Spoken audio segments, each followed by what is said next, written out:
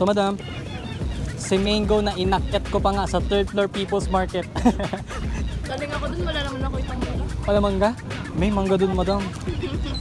Bossing May, pwede nyo po i-try si Cookies and Cream. Merong crush na Oreo na medyo malapit na kay McFlurry na McDo. Tapos pag dalawa po, 30, 60 pesos na lang po yan. Magkano po? 30 pag isa, pero pag dalawang piraso magiging 30, 60 pesos na lang yun madam. Instead of 35, magiging 30 pesos na lang. Dalawang budol mo na sa akin. Masiro man yan. Sobrang sarap, sobrang linamnam. Ano po, isa lang po or pwede niyo po i-try si Cookies and Cream. Starter na flavor po. Bali may 10 pesos pa po kayo. Hindi po yun talaga sobrang tamis lang. Balance lang yung tamis tsaka lamig at the same time. Hindi yung nasa foil, kasi nag-start din kami sa foil eh. Tapos hindi siya yung talagang sobrang tamis. Balance lang yung tamis naman po niya. Thank you po. Di ba nakatip tayo ng 10 pesos pero nakagastos?